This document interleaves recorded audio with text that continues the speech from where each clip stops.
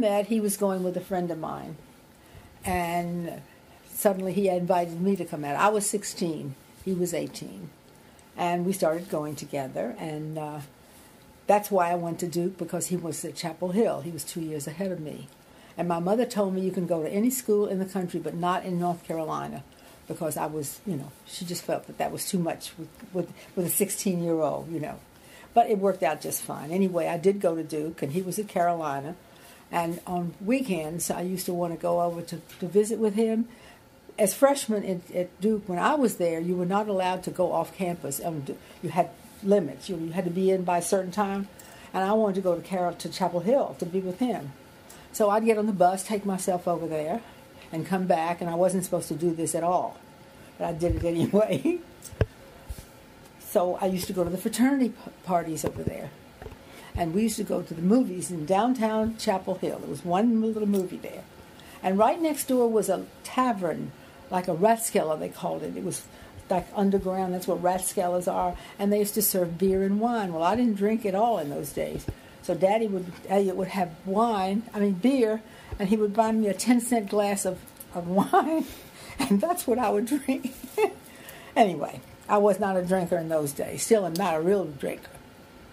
So that's how we met, and that's how we got together. And then the war came along, and we were at the theater in Durham, not in Chapel Hill, in Durham, on December the 7th, 1941. And we were seeing Sergeant York, the movie Sergeant York, which was about World War I.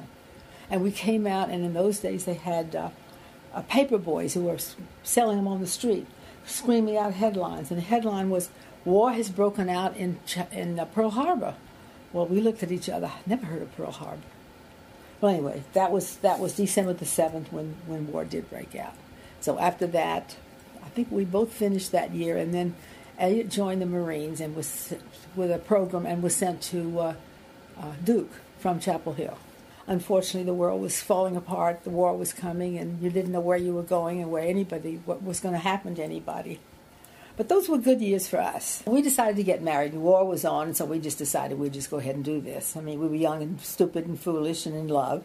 So we got married in Dr. Morris's office in the afternoon, and then my mother had a reception at the Progressive Club, which was the oldest Jewish club in Atlanta. There were two others, the Standard Club and the Mayfair Club. The Standard Club was more temple members. These were more, as we call, the upper scale Jews. In those days, German Jews were the wealthy ones because they had been in this country the longest. Russian Jews were the poorest because they came later. So anyway, then we belonged to the Standard Club, and we used to go to all their fairs over there, and it was lovely. Tea dances. They used to have, what's the name of it in Atlanta? It was Ballyhoo. Yeah, and they would have a whole weekend. There'd be tea dances and night dances and balls, and I can't tell you, everybody was dressed up. We used to have a wonderful time. Then we went to Miami for our honeymoon, on the train, because that's really the way you had to travel. And we got down to Miami, and Elliott had an aunt and uncle who lived in that. It was Molly's sister and brother-in-law. And they put us up in a hotel. He was the distributor for Seagram's wines and liquors. So they were very wealthy people. They had no children. They adored Elliott. And they were very good to him. So he would say to us, go to all the nightclubs and sign his name, because he said, I owe all these people, they're customers of mine. Well, neither one of us really drank. But we'd go to all these nightclubs and sit there and order a drink and have a great time. And then we came home, and then that's when he started his service into New River, North Carolina, which was basic training in the Marines. He had joined the Marines. I visited him there once, and it was horrible down there.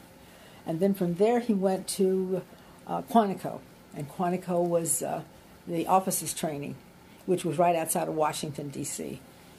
And that's when I had this lovely little room above the A&P, the only room I could get, and the little apartment belonged to the woman who, very nice lady, well, she wasn't, she was young, who was a waitress in the beer joint down the street, and she rented me a room there. The only way you had to hang up the laundry was a pulley line, and we were on the second floor, outside the window. I don't know if you've ever seen those in movies. Okay, you pull this line, and no line would come in. So I'd do some laundry, wash some things, and hang it out there. But we're near the railroad tracks. And as soon as the train came through, they were using all these coal-fired trains in those days. Big balls of soot would just fly around. So half the time, you had to wash it over again. So that was an experience. She had a dog. She was a big, heavy, tall woman, and she had a chihuahua about that big that she used to walk up and down the street in Quantico. Can't remember her name. She was sweet, but really quite a character. And I stayed there until Daddy was, from there he left and went out to San Francisco. He and another couple of guys drove a colonel's car all the way across country. And that was to San Francisco, because that's where he was sailed from, San Francisco. And he called me and he said, come out here. So I had never flown before. But I got on a plane, and it was very hard to get an airline ticket in those days. And this was in the days before jets. You flew low. I remember we were going over the mountains in Texas. I'll never forget this, this way, because it was very bumpy. And the whole plane was using their bags to throw up in. And I was waiting for lunch. It didn't bother me. Feed me. Anyway, I got as far as Dallas. And then they kicked me off. And I had to wait there and get another plane. And I got to L.A. And then I finally got to San Francisco. And I finally did get there. And I think we had 2 days. And then he had to leave. Yeah, so he left from San Francisco. And then I took a train home because I wasn't going to try to take all those flights to get back. And I came the northern route.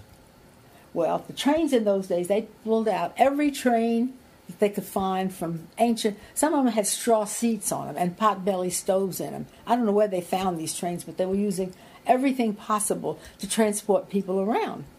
So I got on this train, and I think it would stop in some of these little places, and you could get off and run quick, buy a sandwich or something, because there were no diners or anything else on it.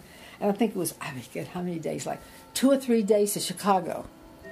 Then I got off in Chicago and got another plane down to Atlanta. So, it was like a 5-day trip by train to get back home.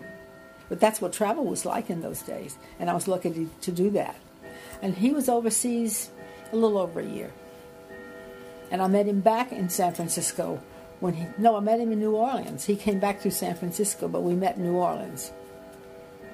And there were crazy times. And I was a kid. I was 19 years old.